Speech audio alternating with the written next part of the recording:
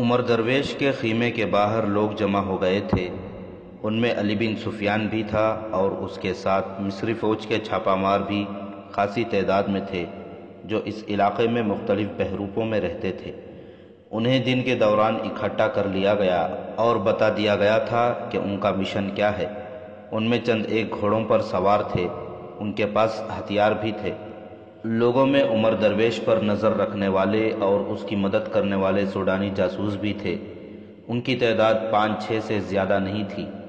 علی بن سفیان نے انہیں پہچان رکھا تھا، وہ بھی مرنے مارنے کے لیے تیار ہو کر آئے تھے، لیکن انہیں یہ اندازہ نہیں تھا کہ ان کے مد مقابل کتنے آدمی ہیں۔ عاشی اپنے مخصوص طلسماتی لباس اور حلیے میں باہر نکلی۔ اس نے اداکاری کی، دونوں مشعلوں کے درمیان چھوٹا سا قالین بچھایا۔ عمر درویش خیمے سے نکلا اور مستانہ چال چلتا قالین پر آ کھڑا ہوا، دونوں بازو پھیلا کر آسمان کی طرف کیے اور منہ اوپر کر کے کچھ بڑبڑانے لگا۔ عاشی نے اس کے آگے سجدہ کیا، پھر اس کے سامنے 2 زانوں بیٹھ گئی۔ اے خدا کے مقدس ایلچی، جس کا احترام ہم سب پر فرض ہے، عاشی نے کہا، انسانوں کا یہ گروہ طور کا جلوہ دیکھنے آیا ہے جو خدائے ذوالجلال نے موسیٰ کو دکھایا تھا، اور جنات بھی جن سے میں ہوں طور کا جلوہ دیکھنے آئے ہوئے ہیں۔ کیا ان سب کو شک ہے کہ میں خدا کا جو پیغام لایا ہوں وہ برحق نہیں؟ عمر درویش نے پوچھا۔ اگر گستاخی ہو تو مجھے بخش دینا اے خدا کے بھیجے ہوئے پیغمبر، ایک آدمی نے کہا۔ طور کا جلوہ دکھا کر ہم گنہگاروں کے دلوں سے سارے شک نکال دے۔ علی بن سفیان نے اس آدمی کو دیکھا، اسے وہ پہچانتا تھا، وہ عمر درویش کے ساتھ کا آدمی تھا۔ ہاں مقدس ہستی، علی بن سفیان نے آگے آ کر کہا، ہم شک میں ہیں، ہمیں طور کا جلوہ دکھا، اور اگر یہ لڑکی جنات میں سے ہے تو اسے کہہ کہ تھوڑی سی دیر کے لیے غائب ہو جائے، پھر ہمارے شک ختم ہو جائیں گے۔ عمر درویش نے درخت والی پہاڑی کی طرف اشارہ کر کے کہا، ادھر دیکھو، اندھیرے میں تمہیں کچھ بھی نظر نہیں آ رہا؟ اس نے زمین سے ایک مشعل اکھاڑی اور بلند کی۔ اس نے اونچی آواز میں کہا، خدائے ذوالجلال، تیرے سادہ اور جاہل بندے شکوک کے اندھیروں میں بھٹک رہے ہیں۔ انہیں وہی جلوہ دکھا جو تو نے موسیٰ کو دکھایا تھا اور جس سے فرعونوں کی نشیمن کو جلایا تھا۔ اس نے مشعل دائیں بائیں لہرائی، پھر اوپر کر کے نیچے کی، مگر پہاڑی پر کوئی شعلہ نمودار نہ ہوا۔ عمر درویش نے ایک بار پھر مشعل کو اوپر سے نیچے کو لہرایا، مگر پہاڑی پر چھوٹا سا شرارہ بھی نہ چمکا۔ پہاڑی پر عمر درویش کا ایک آدمی مرا پڑا تھا اور 2 رسیوں سے بندھے ہوئے تھے۔ وہ علی بن سفیان کے 4 آدمیوں کے قبضے میں تھے۔ انہیں وہاں سے عمر درویش کی مشعل کی حرکت نظر آ رہی تھی۔ کسی نے کہا، آج کسی کو طور کا جلوہ نظر نہیں آئے گا۔ سب نے قہقہا لگایا، آج طور کا جلوہ نظر نہیں آئے گا۔ علی بن سفیان نے بلند آواز سے کہا۔ وہ عمر درویش سے مخاطب ہوا، عمر درویش، اگر تو آج پہاڑی سے شعلہ اٹھا دے تو میں خدا کے بجائے تمہاری عبادت کروں گا۔ ایک آدمی نے خنجر نکالا اور علی بن سفیان کی پیٹھ کی طرف سے آگے گیا۔ وہ 2-4 قدم آگے گیا ہوگا کہ پیچھے سے ایک بازو اس کی گردن کی گرد لپٹ گئی۔ کوئی بھی نہ دیکھ سکا کہ ایک آدمی خیمے کے عقب سے خیمے کے اندر چلا گیا ہے۔ اس نے خیمے سے عاشی کو پکارا، عاشی اندر گئی۔ فوراً نکلو، اس آدمی نے عاشی سے کہا، ہمارا راز فاش ہو چکا ہے۔ یہ آدمی جس نے کہا ہے کہ آج طور کا جلوہ نظر نہیں آئے گا، یہاں کا آدمی معلوم نہیں ہوتا، یہ مصر سے آیا ہے، ہمارا ایک ساتھی پکڑا گیا ہے۔ یہاں کے مسلمان جنگلی اور وحشی ہیں، ہو سکتا ہے یہ عمر درویش کو قتل کر دیں۔ ہم تو نکل جائیں گے، تم ان کے ہاتھ آ گئی تو تمہارے ساتھ وحشیوں جیسا سلوک کریں گے۔ میں نہیں جاؤں گی، عاشی نے مسکرا کر کہا، مجھے ان وحشیوں اور جنگلیوں سے کوئی خطرہ نہیں۔ کیا تم پاگل ہو گئی ہو؟ میں پاگل تھی، عاشی نے کہا، اب دماغ درست ہو گیا ہے، اب وہاں جاؤں گی جہاں عمر درویش کہے گا۔ باہر علی بن سفیان اور امام لوگوں سے کہہ رہے تھے کہ انہیں وہاں لے جائیں گے جہاں سے طور کا جلوہ نظر آتا تھا۔ وہاں انہیں دکھایا جائے گا کہ انہوں نے ایک رات پہلے جو جلوہ دیکھا تھا اس کی حقیقت کیا تھی۔ علی بن سفیان کے چھاپا ماروں نے لوگوں میں سے 3 آدمیوں کو اس طرح پکڑ لیا تھا کہ کسی کو پتہ نہ چل سکا۔ ان کے پہلوؤں کے ساتھ خنجروں کی نوکیں لگا کر انہیں الگ اندھیرے میں لے گئے اور ان پر قابو پا لیا گیا تھا۔ عمر درویش ابھی وہیں کھڑا تھا۔ خیمے کے اندر ایک سوڈانی جاسوسی عاشی کو بچانے کے لیے اسے ساتھ لے جانا چاہتا تھا، مگر عاشی جانے سے انکار کر رہی تھی۔ وہ آدمی حیران تھا کہ لڑکی انکار کیوں کر رہی ہے۔ وہ بار بار یہی کہتا تھا کہ مسلمان جنگلی اور وحشی ہیں۔ عاشی نے کہا، تم بھی مسلمان ہو، میں بھی مسلمان ہوں، میں اب اپنی قوم کو چھوڑ کر نہیں جاؤں گی۔ باہر غل غبارہ بڑھتا جا رہا تھا۔ اس آدمی نے لمبا خنجر نکال لیا اور عاشی کو قتل کی دھمکی دے کر ساتھ چلنے کو کہہ رہے تھے۔ عاشی نے تلوار ایسی جگہ رکھی ہوئی تھی جہاں سے فوراً نکالی جا سکتی تھی۔ عمر درویش نے اسے کہہ رکھا تھا کہ ہتھیار ہر لمحہ تیار رہنے چاہیے۔ عاشی نے لپک کر تلوار کھینچ لی اور کہا، ہم دونوں میں سے کوئی بھی باہر نہیں جائے گا۔ ایک مرد کے لیے یہ بہت بڑا چیلنج تھا کہ اسے ایک عورت للکارے۔ وہ جان گیا کہ یہ معاملہ گڑبڑ ہے اور اتنی قیمتی لڑکی ہاتھ سے جا رہی ہے۔ اسے قتل کر دینا یا اڑا لے جانا ضروری ہو گیا تھا۔ اسے توقع نہیں تھی کہ عاشی تیغ زنی کی سوجھ بوجھ رکھتی ہے یا نہیں۔ وہ خنجر سے اس پر حملہ آور ہوا۔ عاشی نے اس کے خنجر پر تلوار ماری۔ خنجر اس کے ہاتھ سے چھوٹ گیا، لیکن خیمے سے ٹکرا کر اس کے قریب گرا۔ اس نے خنجر اٹھا لیا۔ عاشی نے اس پر تلوار کا وار کیا۔ وہ تجربے کار تیغ زن تھا، وار بچا گیا۔ عاشی نے کہا، میرا استاد بھی وہی ہے جس نے تمہیں تیغ زنی سکھائی ہے۔ اس نے عاشی کا ایک اور وار اس طرح روکا کہ ایک طرف ہوا اور عاشی کے سنبھلنے تک اس کے اوپر آ گیا۔ اس نے عاشی کی کلائی پکڑ لی اور بولا، میں تمہیں قتل نہیں کروں گا عاشی، ہوش میں آؤ۔ عاشی نے اس کی ناک پر ٹکر ماری۔ وہ پیچھے ہٹا تو وار اس کے خنجر پر کر کے خنجر پھر گرا دیا۔ وہ وار بچانے کے لیے پیچھے ہٹا تو خیمے نے اسے روک لیا۔ اب تلوار کی نوک اس کی شہرک پر تھی۔ عاشی نے کہا، میں مسلمان باپ کی بیٹی ہوں۔ اس نے نوک اس آدمی کی شہرگ میں دبائی اور بولی، بیٹھ جاؤ، ہاتھ پیچھے کر لو، میری طاقت میرا ایمان ہے، میں اب کھلونا نہیں۔ باہر اب یہ عالم تھا کہ ایک مشعل علی بن سفیان نے اٹھا لی تھی اور دوسری امام نے۔ 4-5 چھاپا ماروں نے عمر درویش کو اپنے گھیرے میں لے لیا تھا۔ اسے انہوں نے مجرم کی حیثیت سے حراست میں نہیں لیا تھا، بلکہ حفاظت کے لیے اسے اپنی پناہ میں لے لیا تھا۔ خطرہ یہ تھا کہ جو سوڈانی جاسوس اس کے ساتھ لگے ہوئے تھے وہ اسے قتل کر سکتے تھے، لیکن معلوم ہوتا تھا کہ ان میں سے اب کوئی بھی آزاد نہیں تھا۔ یہ ہدایت علی بن سفیان نے دی تھی کہ جو ہی ہنگامہ شروع ہو عمر درویش کو پناہ میں لے لیا جائے۔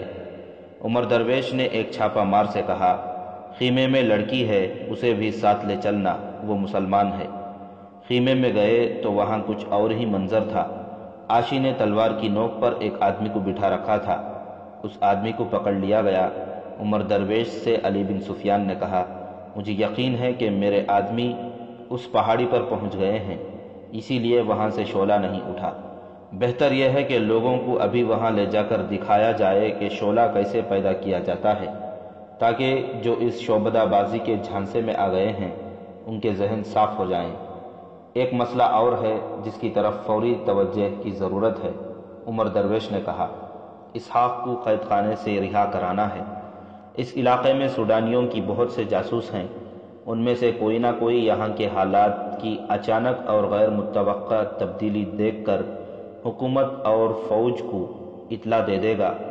اس کا نتیجہ یہ ہوگا کہ اسحاق کو قید خانے کے تہخانے میں ڈال کر اسے اذیت رسانی سے مار دیا جائے گا۔ میں سوڈانی سالار کو یہ دھوکہ دے کر آیا تھا کہ میں یہاں کے مسلمانوں کے ذہن بدل دوں گا۔ میں نے قید خانے میں اسحاق کے ساتھ بات کر لی تھی اور اسے بتا دیا تھا کہ میں سوڈانیوں کی بات مان لیتا ہوں اور اپنے علاقے میں جا کر چند دن ان کی مرضی کے مطابق کام کروں گا۔ میرا ارادہ تھا کہ یہاں آ کر لوگوں کو درپردہ بتا دوں گا کہ میرا اصل مقصد کیا ہے۔ میرا ارادہ یہ بھی تھا کہ قاہرہ میں بھی اطلاع بھجوا دوں گا اور اسحاق کو فرار کرانے کی بھی کوئی صورت پیدا کروں گا۔ یہاں آیا تو مجھے پتہ چلا کہ بہت سے سوڈانی جاسوس جو اسی علاقے کے مسلمان ہیں میرے ارد گرد پھر رہے ہیں اور میں آزاد نہیں ہوں۔ اتفاق سے یہ لڑکی مسلمان نکلی۔ اس نے عاشی کے ماضی کے متعلق سب کو تفصیل سنائی اور کہا، مجھے امید نہیں تھی کہ میں اپنے مقصد میں کامیاب ہو جاؤں گا۔ میں بہت پریشان ہوں۔ ہمارے مسلمان بھائی اس قدر سادہ اور جذباتی ہیں کہ میری باتوں اور شعبدہ بازیوں کے قائل ہوتے گئے۔ مجھے کچھ سمجھ نہیں آ رہی تھی کہ میں کیا کروں۔ میں ہر لمحہ سوڈانی جاسوسوں کی نظر میں رہتا تھا۔ خدا نے میری نیت کی قدر کی اور آپ کو بھیج دیا۔ لمبی باتیں بعد میں سناؤں گا۔ میں اسحاق کو آزاد کرانا چاہتا ہوں۔ مجھے دو بہت ہی دلیر اور عقل مند چھاپا مار دے دیں۔ اس نے علی بن سفیان کو بتایا کہ اس نے کیا سوچا ہے۔ علی بن سفیان نے اس کی اسکیم پر غور کیا، کچھ رد و بدل کی اور اسے کہا کہ وہ دو چھاپا ماروں اور عاشی کے ساتھ اسی وقت روانہ ہو جائے اور اسحاق کو رہا کرائے۔ علی بن سفیان نے اسے بتایا کہ وہ لوگوں کو اس پہاڑی پر لے جائے گا اور انہیں بتائے گا کہ طور کے جلوے کی حقیقت کیا تھی۔ عمر درویش، دو چھاپا مار اور عاشی اسی وقت گھوڑوں پر روانہ ہو گئے۔ وہ خیمے کی پچھلی جانب سے چپکے سے نکل گئے تھے۔ علی بن سفیان خیمے سے باہر نکلا۔ لوگ پریشانی اور حیرت کے عالم میں باہر ٹولیوں میں کھڑے چمگوئیاں کر رہے تھے۔ علی بن سفیان نے بلند آواز سے کہا، اگر تم طور کے جلوے کی حقیقت دیکھنا چاہتے ہو تو ہمارے ساتھ آؤ۔ تم سب جانتے ہو کہ رسول اکرم صلی اللہ علیہ وسلم کے بعد پیغمبری اور نبوت کا سلسلہ ختم ہو گیا ہے۔ اس کے بعد خدا نے نہ کسی کو کبھی جلوہ یا معجزہ دکھایا ہے نہ دکھائے گا۔ اس آدمی کو تمہارے عقیدے خراب کرنے کے لیے بھیجا گیا تھا۔ تم نے غور نہیں کیا کہ یہ شخص تمہیں صرف یہ بات کہتا رہا ہے کہ سوڈان کی فوج کو تم نے اس علاقے سے ہمیشہ دور رکھا ہے۔ اب سوڈانیوں نے تمہارے دلوں پر قبضہ کرنے کے لیے یہ حربہ استعمال کیا ہے۔ غیور مسلمانوں، دشمن جب اس قسم کے اوچھے حربوں پر اتر آتا ہے تو یہ اس حقیقت کا ثبوت دیتا ہے کہ وہ میدان میں تمہارے مقابلے میں آنے سے ڈرتا ہے۔ تم حق پر ہو، یہ خطہ تمہارا ہے، یہاں اسلام کی حکومت ہوگی۔ کفار تمہارے دلوں سے قوم اور مذہب کا احساس ختم کرنے کے جتن کر رہے ہیں۔ آج تمہیں طور کے جلوے دکھائے جا رہے ہیں، کل تمہیں صلیبی لڑکیوں کے جلوے دکھا کر تم میں بے حیائی پیدا کی جائے گی، تمہیں انسان سے حیوان بنایا جائے گا، پھر تم محسوس بھی نہیں کرو گے کہ تم عزت، غیرت اور وقار سے محروم ہو گئے ہو۔ تم کفار کے غلام ہوگے۔ سوڈان کا بادشاہ مسلمان نہیں ہے، وہ کافر ہے، اسلام کا دشمن اور صلیبیوں کا دوست ہے۔ کیا تم پسند کرو گے کہ تمہاری بیٹیاں کفار کے بیٹیوں کی طرح مردوں کے ساتھ شراب پئیں اور بدکاری کریں؟ کیا تم پسند کرو گے کہ مسجدیں ویران ہو جائیں اور قرآن کے ورق زمین پر روندے جائیں؟ رب کعبہ کی قسم، ہم ایسا نہیں چاہتے۔ ایک آواز آئی، اسے ہمارے سامنے لاؤ جو اپنے آپ کو خدا کا ایلچی کہتا ہے۔ وہ بے قصور ہے، علی بن سفیان نے کہا، وہ تم میں سے ہی ہے۔ وہ اب اصلی روپ میں تمہارے سامنے آئے گا اور تمہیں بتائے گا کہ کفار کس طرح تمہاری جڑیں کھوکھلی کر رہے ہیں۔ ابھی تم میری باتیں سنو۔ تم مسلمان ہو، خدا نے تمہیں برتری اور فوقیت عطا فرمائی ہے۔ کفار تمہیں خدا کی عطا کی ہوئی عظمت سے بیگانہ کرنا چاہتے ہیں۔ تم کون ہو؟ کسی نے بلند آواز سے کہا، تمہاری باتوں میں دانائی ہے۔ کیا تم ہمیں دکھا سکتے ہو کہ یہ سب کیا تھا جو ہمیں دکھایا گیا ہے؟ میں تمہیں دکھاتا ہوں، علی بن سفیان نے کہا۔ خیمے میں سے وہ ایک برتن اٹھا لایا جس میں تیل کی قسم کا آتش گیر سیال تھا۔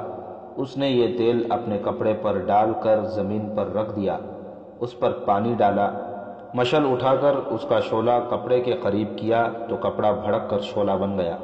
اس نے سب کو بتایا کہ جس کپڑے پر پانی ڈال کر عمر درویش آگ لگاتا تھا وہ بھی اسی تیل سے بھیگا ہوا ہوتا تھا۔ اب میں تمہیں وہ آدمی دکھاتا ہوں جو اس کے ساتھی تھے، علی بن سفیان نے کہا۔ اس نے کسی کو آواز دے کر کہا، انہیں سامنے لاؤ۔ لوگوں کے ہجوم میں سے کچھ دور اندھیرے میں وہ آدمی پکڑے کھڑے تھے جو عمر درویش کے سوانگ میں شامل ہوتے تھے۔ انہیں چھاپا ماروں نے نرغے میں لے رکھا تھا۔ اچانک شور اٹھا، گھوڑا دوڑنے کی آوازیں سنائی دیں۔ کسی نے بلند آواز سے کہا، ایک بھاگ گیا، ایک جاسوس نکل گیا۔ دوسروں کو سامنے لایا گیا، مشعل اوپر کر کے ان کے چہرے سب کو دکھائے گئے۔ یہ مسلمان ہیں، علی بن سفیان نے کہا، اسی علاقے کے رہنے والے ہیں، یہ ایمان فروش ہیں۔ علی بن سفیان نے تفصیل سے بتایا کہ یہ کیا کرتے ہیں۔ انہیں قتل کر دو، کئی آوازیں اٹھیں، سنسار کر دو۔ لوگ اس کی طرف بڑھے، مشعلوں کی روشنی میں تلواریں چمکیں۔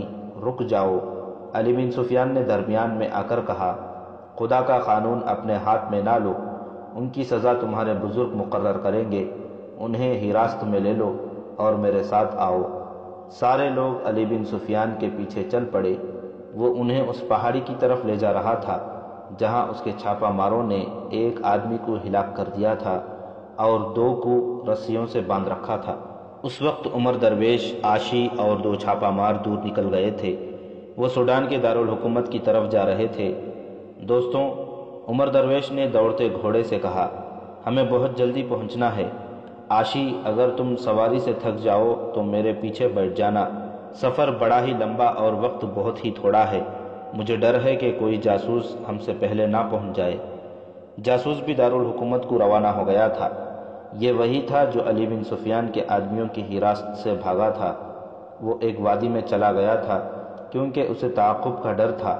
وہ وادی سے نکلا اور اس نے دارالحکومت کا رخ کرتے ہوئے بہت دور کا چکر کاٹا۔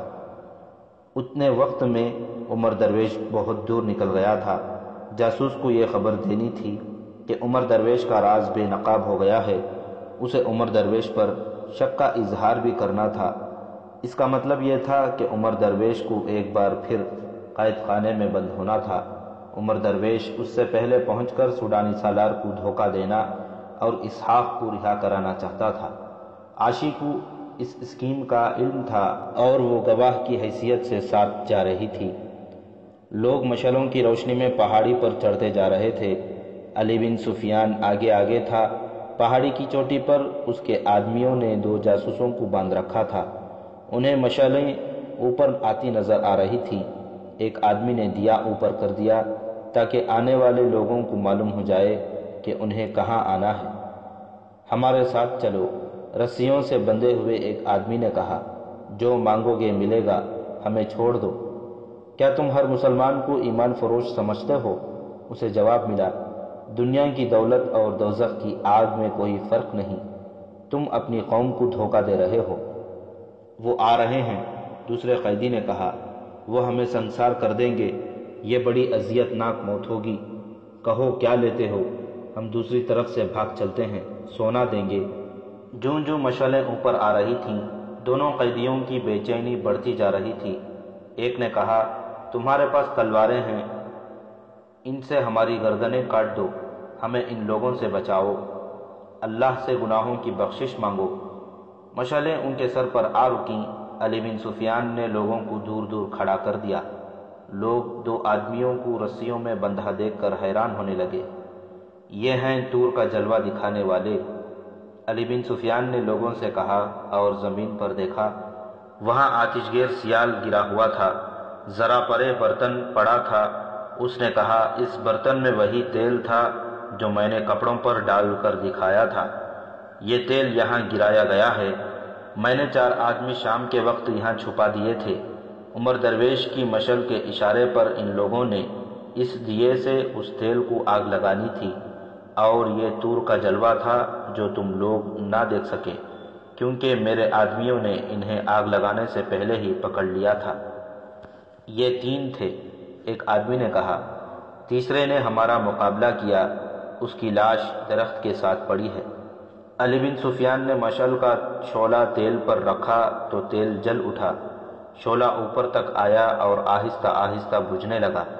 علی بن سفیان نے کہا، کیا اس کے بعد کسی شک کی گنجائش رہ جاتی ہے کہ خدا سے تمہارا رشتہ توڑ کر تمہیں آتش پرست بنایا جا رہا تھا؟ اس نے ان 2 آدمیوں سے جو رسیوں سے بندھے ہوئے تھے پوچھا، کیا میں جھوٹ کہہ رہا ہوں؟ مجھے بخش دو، ایک نے خوفزدہ آواز میں کہا۔ تم نے جو کہا سچ کہا ہے۔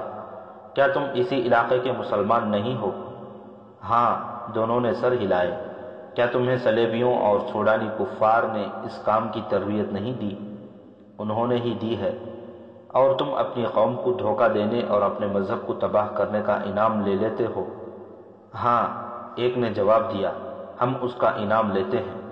ہمیں بخش دو، دوسرے نے کہا، ہم اپنی قوم کے لیے جانیں قربان کر دیں گے۔ پیچھے سے ایک جوشیلے مسلمان نے اتنی تیزی سے تلوار کے 2 وار کیے کہ دونوں کے سر جسموں سے جدا ہو کر گر پڑے۔ اگر میں قاتل ہوں تو مجھے قتل کر دیا جائے۔ تلوار چلانے والے نے تلوار لوگوں کے آگے پھینک کر کہا، خدا کی قسم، یہ شخص قاتل نہیں ہے۔ امام نے کہا، یہ قتل جائز تھا۔ ایک شور اٹھا۔ عمر درویش نے سحر کے آغاز میں گھوڑے روکے، چھاپا ماروں اور عاشی سے کہا، ذرا آرام کر لیں۔ گھوڑوں کو بھی آرام دینا ضروری تھا۔ دارالحکومت کی طرف جانے والا جاسوس آدھی رات تک چلا اور ایک جگہ آرام کرنے کے لیے رک گیا۔ اسے معلوم نہیں تھا کہ عمر درویش آگے آگے جا رہا ہے۔ وہ لیٹا اور سو گیا۔ صبح طلوع ہوتے ہی عمر درویش نے اپنے قافلے کو گھوڑوں پر سوار کیا اور روانہ ہو گیا۔ وہ فوجی تھا، چھاپا مار بھی سختیاں برداشت کرنے کے عادی تھے۔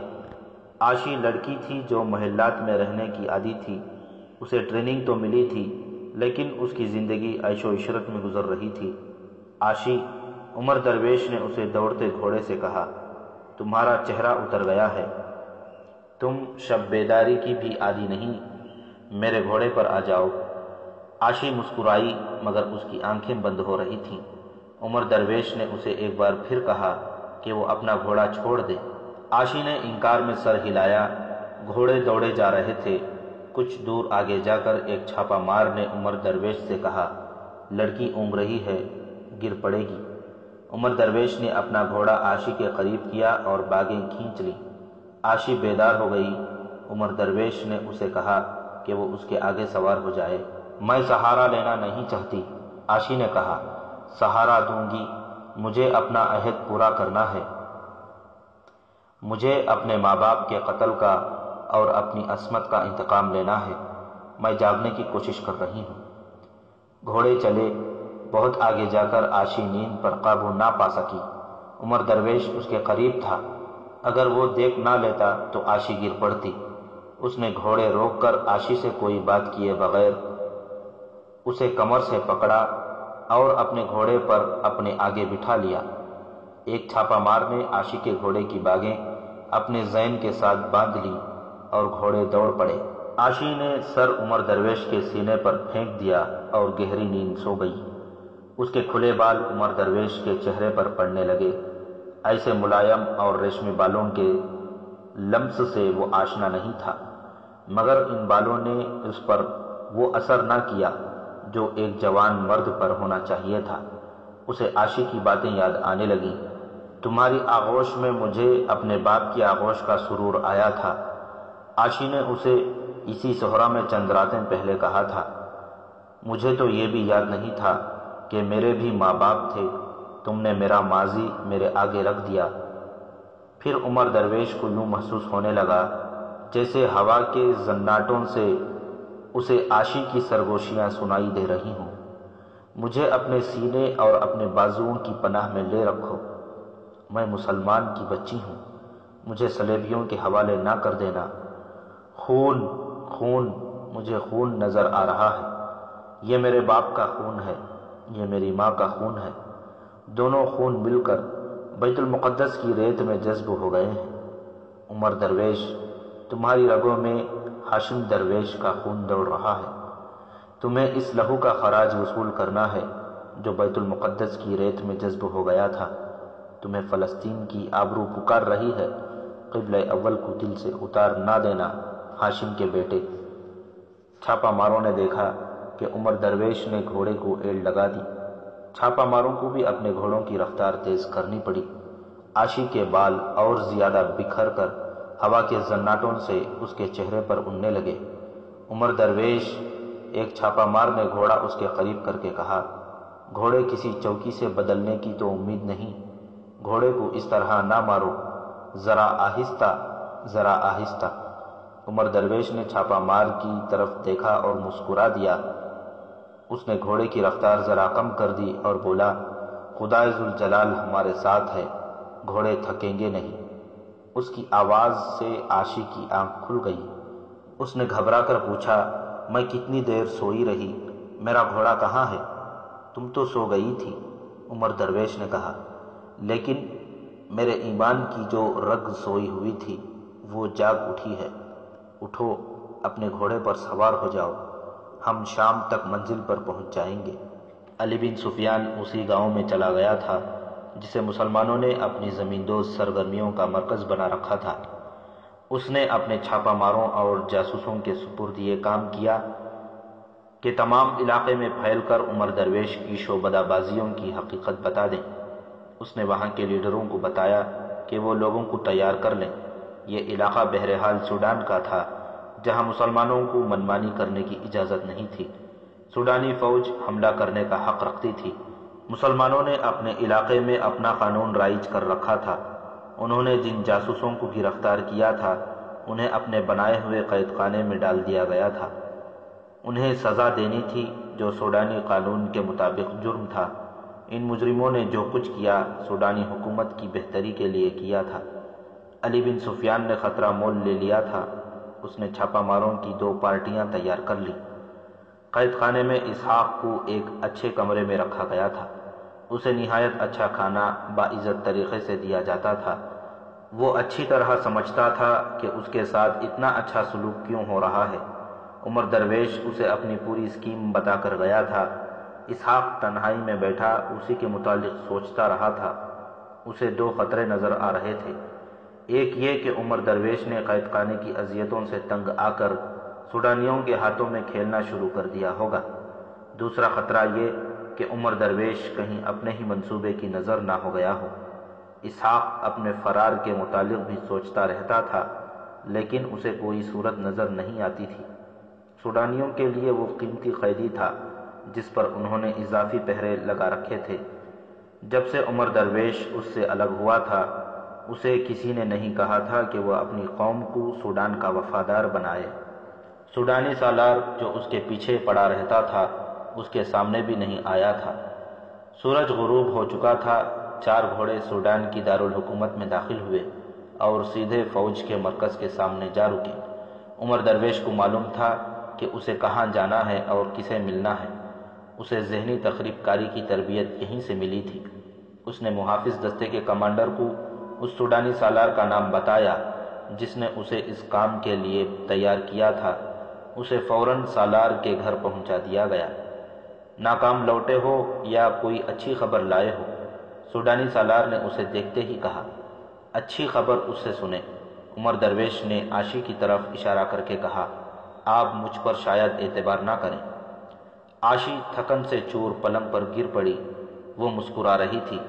اس نے عمر درویش سے کہا، انہیں ساری بات خود ہی بتاؤ اور ذرا جلدی کرو، ہمارے پاس اتنا وقت نہیں ہے۔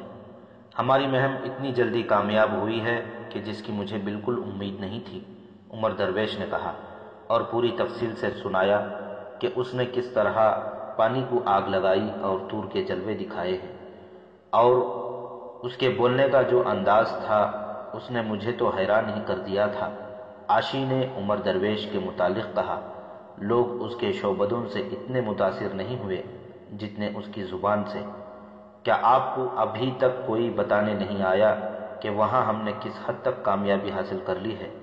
عمر درویش نے پوچھا۔ کوئی بھی نہیں آیا، سوڈانی سالار نے کہا، میں تم دونوں کے متعلق پریشان تھا۔ عمر درویش کو یہ سن کر اطمینان ہوا کہ یہاں ابھی تک کوئی جاسوس نہیں پہنچا۔ جاسوس جو مسلمانوں کی حراست سے فرار ہو کر آ رہا تھا ابھی دور تھا۔ اس کی رفتار وہ نہیں تھی جو عمر درویش کی تھی۔ اس رفتار سے اسے صبح کے وقت پہنچنا تھا۔ عمر درویش کا دھوکہ اسی جاسوس کی غیر حاضری میں ہی چل سکتا تھا۔ اس کے پہنچتے ہی اصل صورتحال کو بے نقاب ہونا اور عمر درویش کو قید خانے میں بند ہونا تھا۔ اب مجھے اسحاق کی ضرورت ہے، عمر درویش نے کہا۔ میں آدھے سے زیادہ مسلمانوں کے ذہن صاف کر چکا ہوں۔ میں نے انہیں اس پر آمادہ کر لیا ہے کہ وہ سوڈان کے وفادار ہو جائیں۔ میں نے صلاح الدین ایوبی کے خلاف نفرت اور دشمنی پیدا کر دی ہے۔ میں نے ثابت کر دیا ہے کہ صلاح الدین ایوبی فرعونوں کا جانشین ہے۔ اب مسلمانوں کا اپنا کوئی قائد کہہ دے کہ ہمیں سوڈان کا وفادار ہونا چاہیے، اس علاقے کی تمام تر آبادی آپ کی ہوگی۔ میں نے وہاں معلوم کیا ہے اور میں خود بھی جانتا ہوں کہ یہ قائد اسحاق کے سوا اور کوئی نہیں ہو سکتا۔ اسے وہاں کے مسلمان پیر اور پیغمبر مانتے ہیں، مگر اسحاق سے منوائے گا کون؟ سوڈانی سالار نے کہا، میں اسے اس خطے کی امارت کے لالچ دے چکا ہوں، اسے ایسی ایسی اذیتیں دی ہیں جو گھوڑا بھی برداشت نہیں کر سکتا۔ عاشی بھی ناکام ہو چکی ہے، اب مجھے کوشش کرنے دیں۔ عمر درویش نے کہا، اسے قید خانے سے نکال کر اسی کمرے میں بھیج دیں جہاں آپ نے اسے ایک بار رکھا تھا اور مجھے بھی رکھا تھا۔ آپ اس کے دشمن ہیں، میں اس کا ساتھی ہوں۔ کیا وہاں عاشی کو ایک بار پھر آزماؤ گے؟ سوڈانی سالار نے پوچھا۔ نہیں، عمر درویش نے جواب دیا، میں اب اپنی زبان کا جادو آزماؤں گا۔ اسے اگر ابھی اس کے کمرے میں لے جائیں تو مجھے امید ہے کہ صبح تک میں اسے اپنے جال میں پھانس لوں گا۔ میرے پاس زیادہ وقت نہیں، اس علاقے سے میری غیر حاضری لمبی ہونی نہیں چاہیے۔ آپ جانتے ہیں کہ وہاں مصری جاسوس بھی ہیں، میں نے وہاں جو جادو چلایا ہے اسے مصری جاسوس میری غیر حاضری میں بیکار کر سکتے ہیں۔ سوڈانی سالار نے ان دو چھاپہ ماروں کے متعلق پوچھا جو عمر درویش کے ساتھ تھے۔ اس نے بتایا کہ یہ اس کے محافظ اور مرید ہیں، اور یہ کہ اس کے ساتھ رضاکارانہ طور پر آئے ہیں۔ وہ ایک عمارت کا خوشنما کمرہ تھا جس میں اسحاق کو لایا گیا۔ سالار خود اسحاق کو قید خانے میں سے لانے کے لیے گیا تھا۔ اس نے اسحاق سے کہا تھا، میں تمہاری قومی جذبے اور ایمان کا قائل ہو گیا ہوں۔ تمہارا ایک دوست عمر درویش تم سے ملنے کا خواہش مند ہے۔ میں چاہتا ہوں کہ تمہاری ملاقات اچھے ماحول میں ہو۔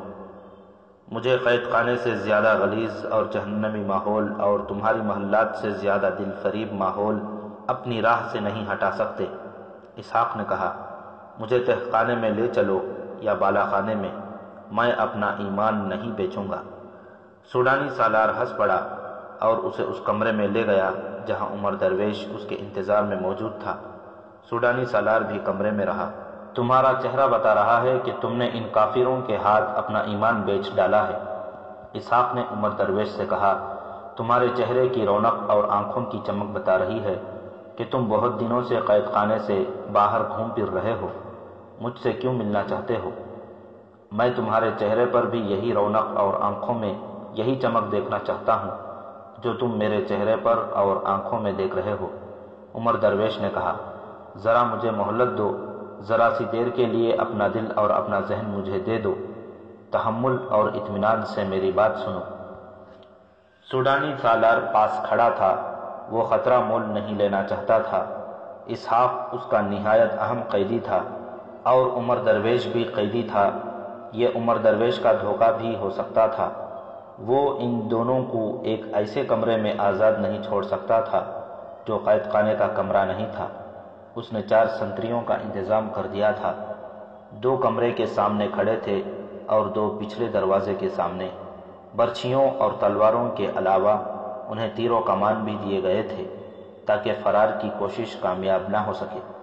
عمر درویش چاہتا تھا کہ سالار وہاں سے چلا جائے، مگر سالار وہاں سے ٹلتا نظر نہیں آ رہا تھا۔ اس کی موجودگی میں عمر درویش اسحاق کو بتا نہیں سکتا تھا کہ اس کا منصوبہ کیا ہے۔ عاشی کو سوڈانی سالار نے نہانے دھونے اور آرام کے لیے اسی عمارت کے ایک کمرے میں بھیج دیا تھا۔ وہ سوڈانی سالار کو اس کمرے سے لے جا سکتی تھی، مگر اس کے ادھر آنے کا کوئی امکان نہیں تھا۔ سوڈانی سالار الگ ہو کر بیٹھ گیا۔ وہ جاسوس جو صحیح صورتحال بتانے آ رہا تھا شہر سے تھوڑی ہی دور رہ گیا تھا۔ وقت تیزی سے گزر رہا تھا۔ عمر درویش کے دونوں چھاپہ مار اسی عمارت کے ایک برآمدے میں عمر درویش کے اشارے کا انتظار کر رہے تھے۔ کچھ دیر بعد عاشی باہر آئی۔ وہ نہا دھو کر کپڑے بدل کر آئی تھی۔ اس کا حسن نکھر آیا تھا، چہرے سے سفر کی تھکن بھی دھل گئی تھی۔ وہ چھاپہ ماروں کے پاس جا رکی۔ سالار چلا گیا ہے؟ عاشی نے ان سے پوچھا۔ نہیں، ایک چھاپہ مار نے جواب دیا، وہ اندر ہے، اسے چلے جانا چاہیے۔ عاشی نے کہا، اور وہ اس کمرے کی طرف چل پڑی۔ عمر درویش نے اسے کمرے میں داخل ہوتے دیکھا تو اسے امید کی کرن نظر آئی۔ سوڈانی سالار نے اسے دیکھا تو اس کے ہونٹوں پر وہی مسکراہٹ آ گئی جو اس جیسے مردوں کے ہونٹوں پر عاشی جیسی دلکش لڑکی کو دیکھ کر آیا کرتی ہے۔ عاشی ٹہلتے ٹہلتے سالار کے پیچھے چلی گئی۔ اس نے عمر درویش کو گہری نظروں سے دیکھا۔ عمر درویش کو موقع مل گیا۔ اس نے عاشی کو اشارہ کیا کہ سالار کو یہاں سے غائب کرو۔ اسحاق بھائی، عمر درویش نے پوچھا، کیا ہم سوڈان کے بیٹے نہیں ہیں؟ میں سب سے پہلے اسلام کا بیٹا ہوں، اسحاق نے جواب دیا، اور میں اب بھی مصری فوج کا کمانڈر اور سلطان صلاح الدین کا وفادار ہوں۔ اگر سوڈان کی زمین میری ماں ہے تو میں اپنی ماں کو اسلام کے دشمنوں کے حوالے نہیں کر سکتا۔ عمر درویش، میں تمہاری طرح اسلام کی عظمت اور اپنی غیرت کو فروخت نہیں کر سکتا۔ عاشی نے پیچھے سے سوڈانی سالار کے کندھوں پر دونوں بازو رکھے اور منہ اس کے کان سے لگا کر کہا، چند دنوں میں آپ کا دل مر گیا ہے۔ سوڈانی سالار نے گھوم کر دیکھا تو عاشی کے گال اور بکھرے ہوئے بال سالار کے گالوں سے ٹکرا گئے۔ عاشی مسکرا رہی تھی۔ اس نے مخمور اور تشنا لہجے میں کہا، میں اتنی خطرناک اور تھکا دینے والی مہم سے واپس آئی ہوں، کل پھر انہی جنگلیوں کے پاس چلی جاؤں گی جن کے پاس پینے کو پانی کے سوا کچھ بھی نہیں۔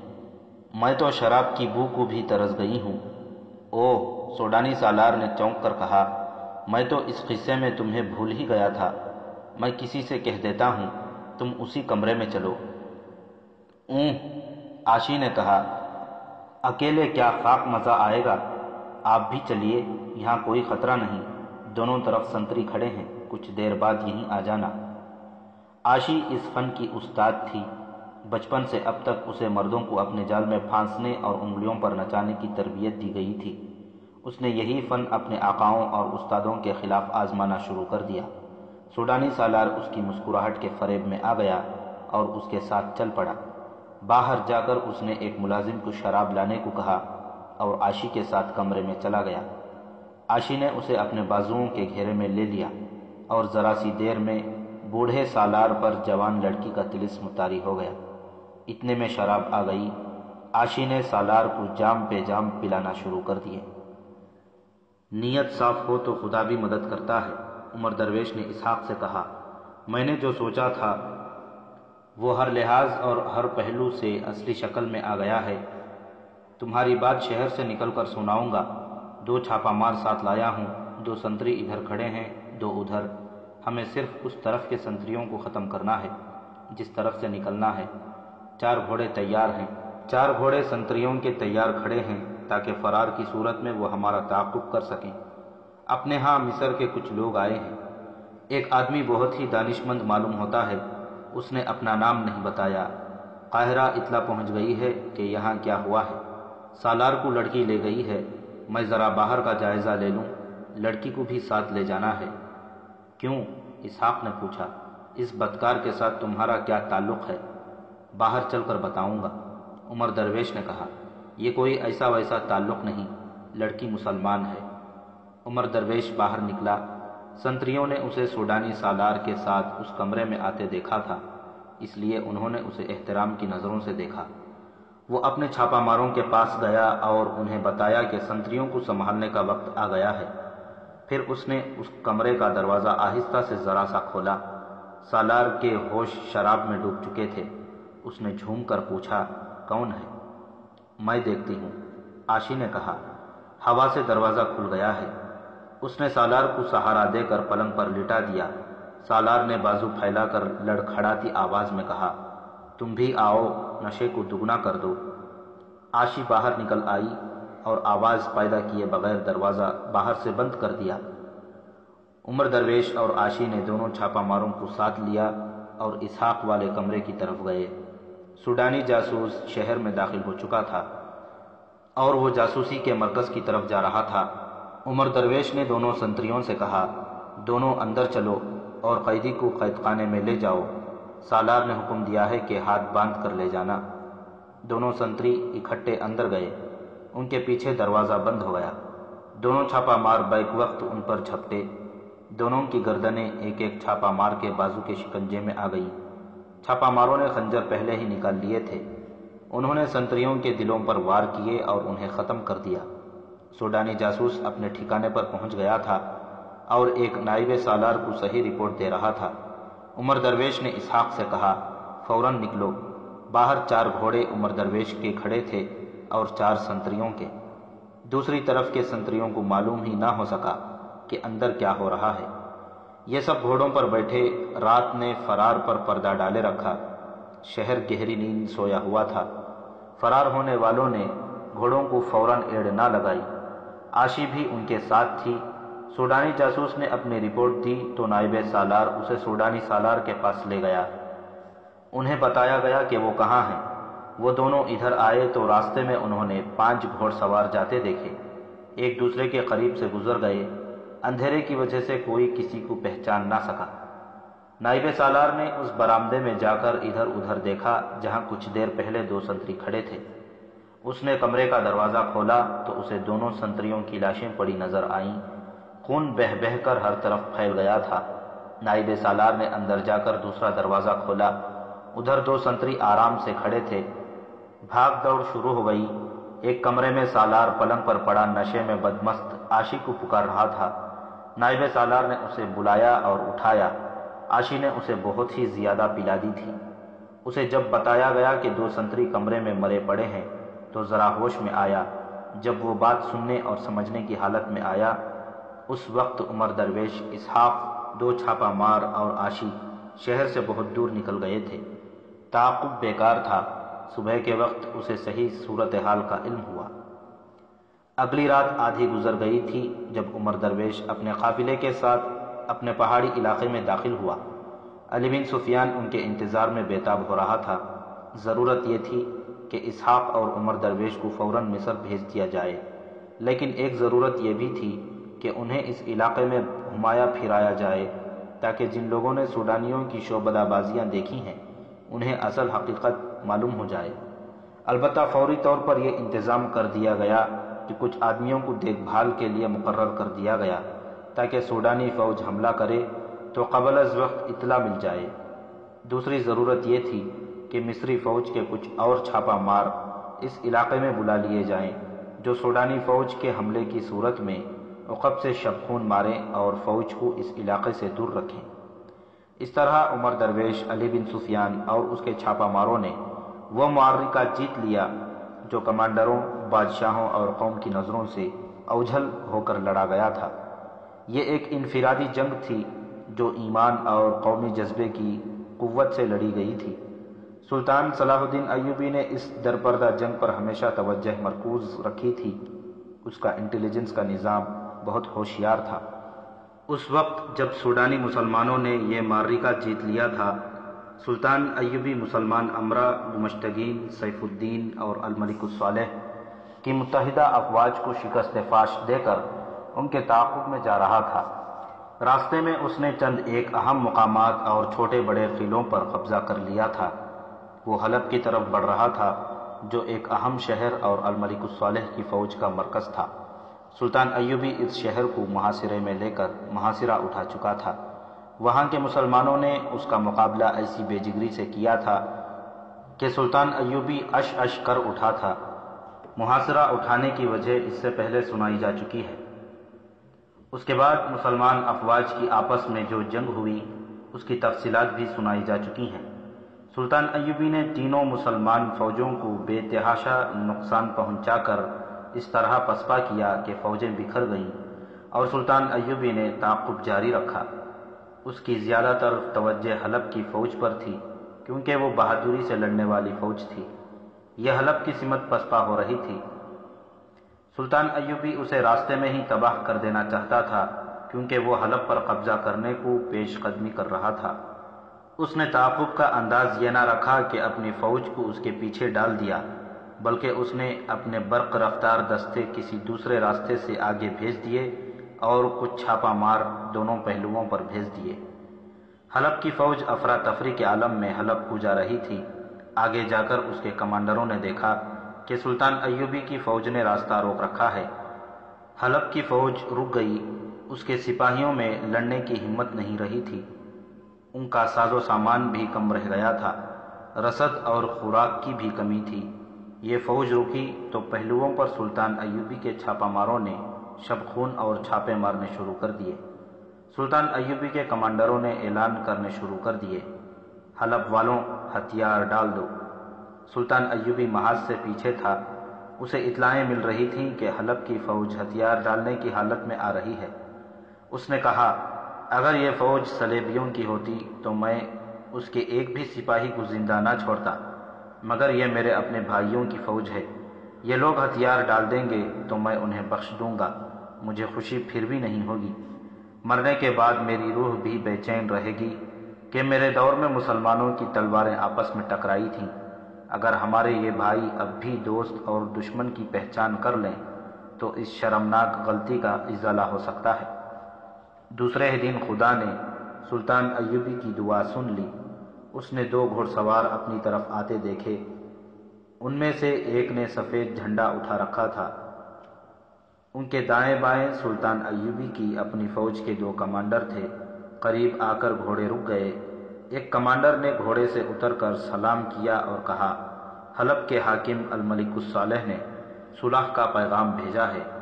یہ 2 ایلچی جنگ بندی اور صلح کا پیغام لائے ہیں۔ ایک ایلچی نے پیغام سلطان ایوبی کے ہاتھ میں دیا۔ سلطان ایوبی نے پیغام پڑھ کر کہا، الملک الصالح سے کہنا، صلاح الدین ایوبی نے جب جنگ سے پہلے صلح کا پیغام بھیجا تھا تو تم نے فرعونوں کی طرح میرے ایلچی کی بے عزتی کر کے میرا پیغام ٹھکرا دیا تھا۔ آج خدائے عزوجل نے مجھے یہ طاقت بخشی اور تجھے یہ ذلت دی کہ میں تمہاری فوج کو اس طرح پیس سکتا ہوں جس طرح 2 پتھروں کے درمیان دانے پیسے جاتے ہیں۔ لیکن میرے دشمن تم نہیں، تم اس باپ کے بیٹے ہو جس نے صلیبیوں کو گھٹنوں بٹھا رکھا تھا، اور تم صلیبیوں سے دوستی گانٹ کر اپنے باپ کی فوج کے خلاف لڑنے آئے تھے۔ اسے کہنا کہ میں نے تمہیں معاف کیا، دعا کر کہ اللہ بھی تمہیں معاف کر دے۔ سلطان ایوبی نے اپنی شرائط پر صلح کی پیشکش منظور کر لی۔ الملک الصالح کو اس شرط پر اپنی فوج حلب کو لے جانے کی اجازت دے دی کہ جب اس کی فوج حلب آئے تو حلب کی فوج کوئی مزاحمت نہ کرے۔ ایک اور دلچسپ واقعہ ہوا۔ الملک الصالح اپنی فوج نکال کر لے گیا۔ سیف الدین بھی پسپا ہو کر موصل چلا گیا تھا، اور گمشتگین نے اپنے قلعے ہرن میں جانے کے بجائے حلب کا رخ کیا۔ سلطان ایوبی اپنی فوج کو اور آگے لے گیا اور ایک مقام ترکمان کو عارضی کیمپ بنا لیا۔ ایک روز حلب کا ایک قاصد اس کے پاس آیا اور الملک الصالح کا ایک پیغام سلطان ایوبی کو دیا۔ سلطان ایوبی نے پیغام کھول کر پڑھا تو چونک اٹھا، کیونکہ یہ پیغام اس کے نام نہیں بلکہ سیف الدین کے نام تھا۔ الملک الصالح نے سیف الدین کو لکھا تھا، آپ کا خط مل گیا ہے، جس میں آپ نے اس پر خفگی کا اظہار کیا ہے کہ میں نے صلاح الدین ایوبی کے آگے ہتھیار ڈال کر صلح کر لی ہے۔ بے شک میں نے ایسا ہی کیا ہے، لیکن میرے لیے اور کوئی راستہ نہ تھا۔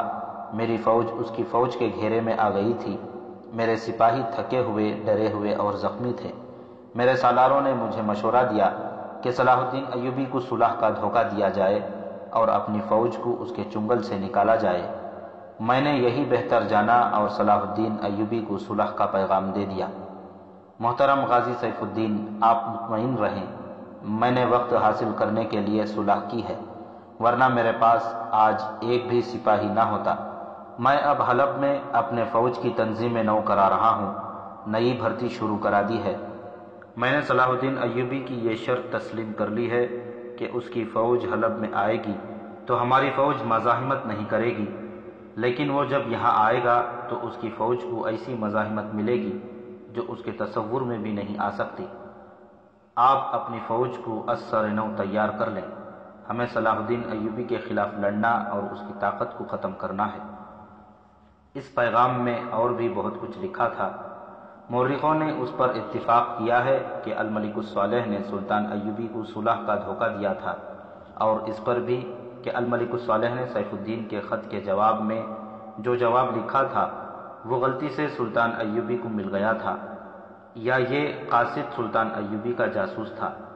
یورپی مورخوں نے لکھا ہے کہ یہ قاصد کی غلطی تھی، دو نے لکھا ہے کہ پیغام سرم بہر کیا گیا تو باہر غلطی سے سلطان ایوبی کا نام لکھ دیا گیا تھا۔ مسلمان مورخ جن میں سراج الدین خاص طور پر قابل ذکر ہے، لکھتا ہے کہ سلطان ایوبی کا نظام جاسوس ایسا باکمال تھا کہ الملک الصالح کا قاصد اس کا جاسوس تھا۔ وہ الملک الصالح کا اتنا اہم پیغام سلطان ایوبی کے پاس لے آیا۔ قاضی بہاؤالدین شداد نے اپنی یادداشتوں میں لکھا ہے کہ اس پیغام نے سلطان ایوبی کو اس قدر پریشان کیا کہ کئی گھنٹے اس نے کسی سے بات بھی نہ کی، خیمے میں اکیلا پڑا رہا۔ البتہ اسے یہ خوشی ضرور ہوئی کہ اسے دشمن کے عزائم کا علم ہو گیا۔ اس نے حکم دیا کہ الجزیرہ، دیار اور بقر سے فوراً لوگوں کو بھرتی کیا جائے۔ اس نے اپنے مسلمان بھائیوں کے خلاف ایک اور خون ریز جنگ کی۔